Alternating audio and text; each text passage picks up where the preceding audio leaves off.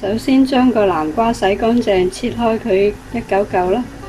啲南瓜皮都幾硬幾難去皮嘅，我就將佢蒸熟先去皮。而家呢，冚埋個蓋，大概蒸佢10分鐘啦。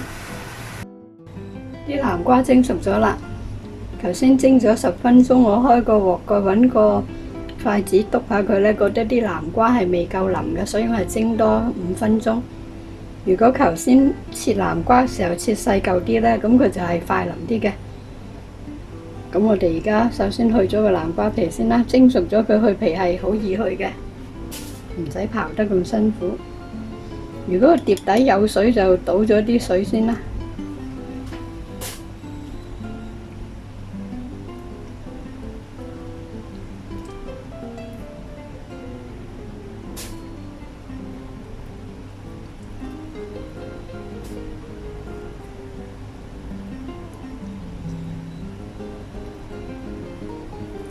咁樣就去晒啲南瓜皮啦。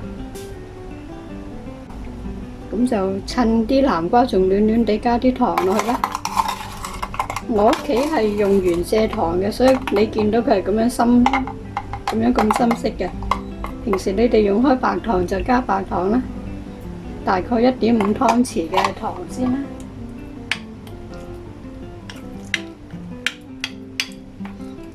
啲南瓜已經係蒸得好腍啊，所以係好快就可以搓爛佢。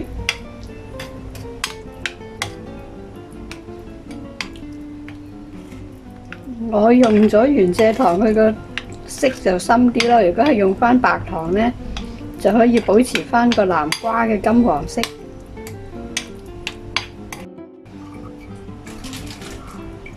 我將啲南瓜蓉轉咗落個大碗度，跟住就加糯米粉，逐少逐少加，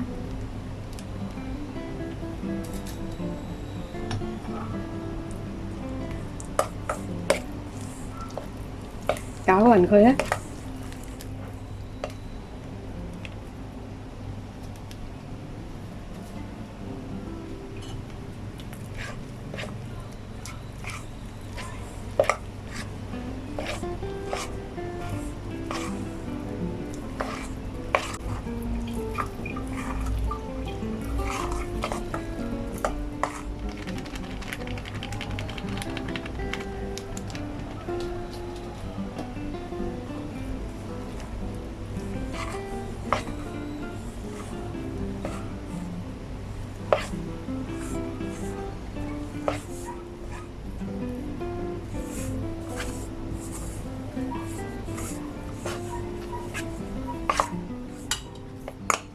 而家見佢又唔會黐住個碗啦，你揾隻手握下佢又唔會黐住隻手啦，咁就得㗎啦。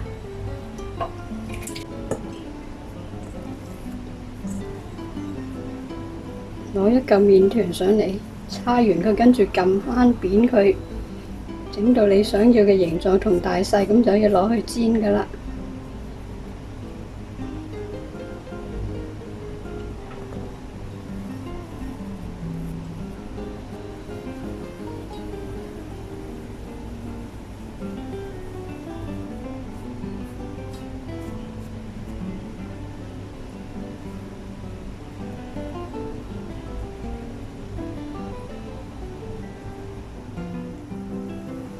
燒紅隻鑊落油，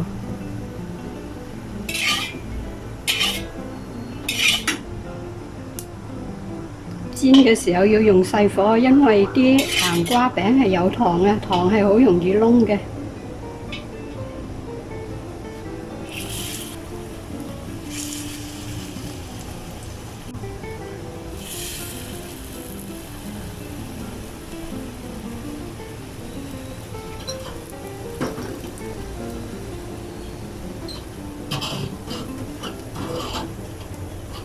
我用呢啲中式鑊呢，就要不斷咁樣喐下隻鑊咯。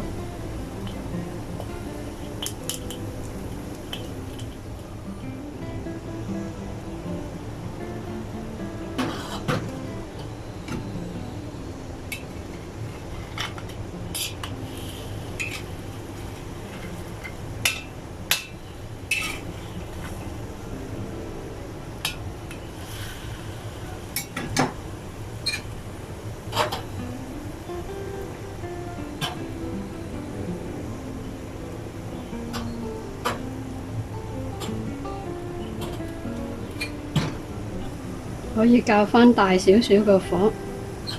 如果睇見啲南瓜餅係側邊啲油冇泡泡出咧，就可能個油溫太低㗎啦，要較返大少少個火。一覺得啲油係太熱啦，即係好多煙出啦，或者好似好多泡泡咁咧，又要即刻較返細個火，大概係煎佢2-3分鐘啦。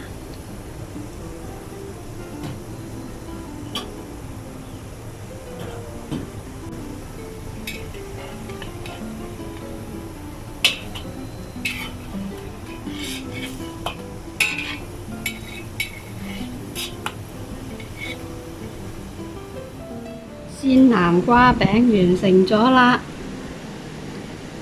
而家睇落去都幾靚啊，啲顏色幾金黃啊，但係有失敗品㗎噃。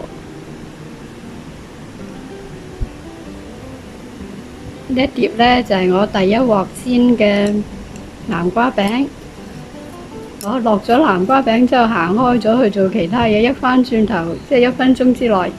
一返轉頭嗰個南瓜餅已經係燶晒啦，所以大家唔好好似我咁失敗，記住煎南瓜餅嗰時細火，同埋唔好走開啊！